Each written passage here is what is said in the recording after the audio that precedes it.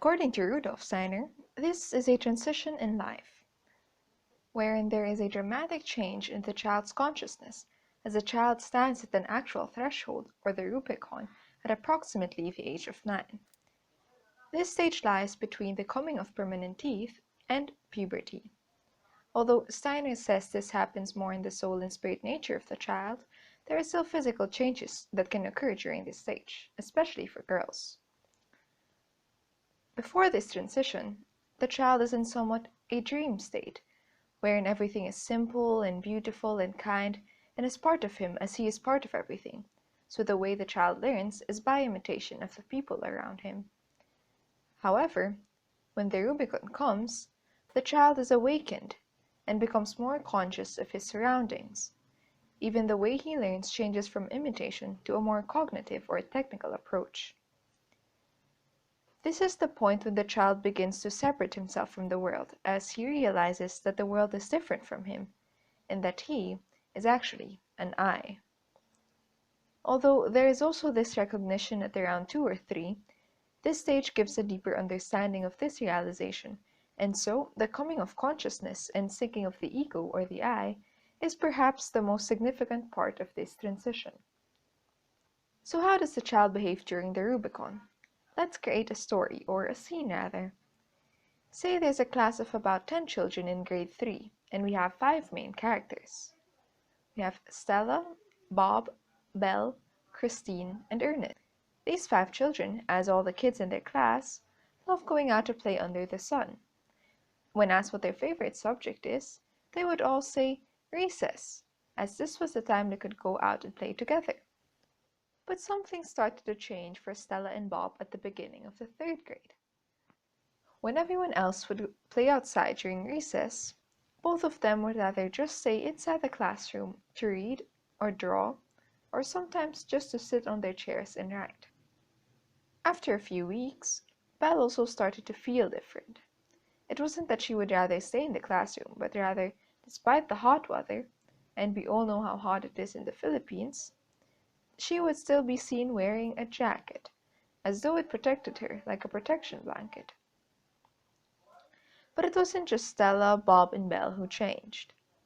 One day, Christine started separating herself from her group of friends, and when she saw them speaking with their teacher, Mrs. Tina, she immediately expressed that their teacher had favorites, although it was really just a simple conversation between a student and teacher. Now, what of Ernest? What was his story? It was a simple day when Mrs. Tina asked her class, "Who loves Ernest?" And everyone replied with, "Mommy" or "Daddy." Ernest, however, replied with, "I wish I had a dad." Throughout the day, Ernest made remarks such as, "I am never kind to myself," or "Why should I fix a crayon when it's already broken?" So what do all these stories mean, and what do all these kids have in common? Well, all of them are actually going through the transition. However, not all of them are experiencing it the same way.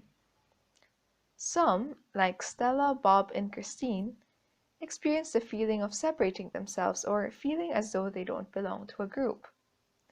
Belle, on the other hand, had the experience of the need to cover herself up or a sense of withdrawal and security. There are also children who realize that they are different from their classmates, like Ernest, for example, who expressed that he doesn't have a dad, or perhaps that his parents are separated. For some children, it's in terms of knowing what they are interested in or what they're good at and what their weaknesses are. These things can be seen especially by parents and teachers, better or harder also depending on the temperament of the child. Children who are more choleric, meaning they have the tendency to be more willful and extroverted or more vocal of their opinions, express these experiences more strongly than others. Same goes for those who are sanguine, who are also extroverted but more lively than the cholerics. Children who are melancholic, on the other hand, are more serious and introverted, or don't show their feelings so much. Thus it is harder to see these signs or this transition if your child is melancholic. Likewise, children who are phlegmatic are also introverted, but unlike children who are melancholic, phlegmatics are more calm. So if all children go through this transition, one may ask, is there anything which can make this transition come later or earlier in the child's life? Let's look at two examples.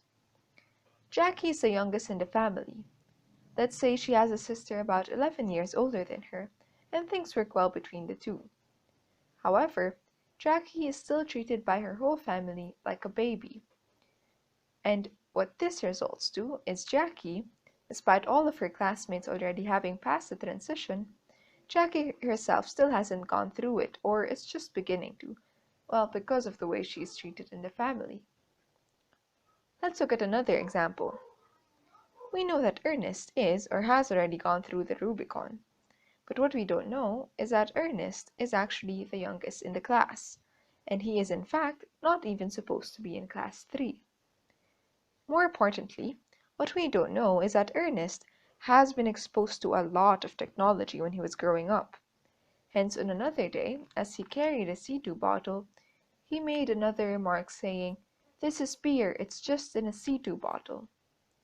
So what does this tell us?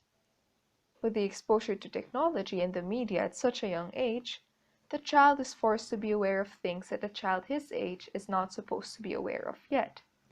And sometimes, besides technology, the exposure to a harsh environment, such as extreme poverty, can also make this transition come earlier. What about adults now, or those who have gone through this change already? First, hopefully, you have a better understanding of that inexplicable different feeling you had when you were also going through your Rubicon. But for those who weren't able to link such a distinct memory to their childhood, it may just simply mean that your experience of crossing the threshold is not as distinct as others. Nonetheless, the way we can understand our own Rubicon better is really by looking back at it, since the 8, 9, or 10-year-old us would only feel that something is changing or that something is different. Let's look at the experience of 3 of the adults I have interviewed. One woman said she remembers her 9th year more than other parts of her childhood. Let's name her Leela. Leela was on her way to school with her mother when suddenly she felt afraid. It wasn't that there was something to be afraid of during that time, but somehow she couldn't comprehend this feeling, as this came out of nowhere. It wasn't until a few months that this feeling of Leela suddenly disappeared as quickly and magically as it had come. For some people, they simply passed the Rubicon as though nothing really big happened. Albert, for example, simply remembers traveling to the other side of the country with his uncle, and this was a nice experience for him, but he didn't really experience such a big change or feeling of melancholy or anything like that. Likewise, Bonnie also doesn't remember so much from her experience. She grew up as a sheltered child and she never really played outside or with her siblings, but she just stayed in her room and studied or read. When I asked Bonnie what she remembers from her childhood, she said there was never really a big change for her. Perhaps this could be because Bonnie was never really exposed to that dreamy and playful state children are naturally exposed to. Instead, Bonnie was exposed to the changes or experiences that can happen when the child is already in the transition. So with all these information, it can be concluded that the Rubicon is a threshold everyone goes through. But depending on your environment or what you're exposed to, you can experience it differently from others.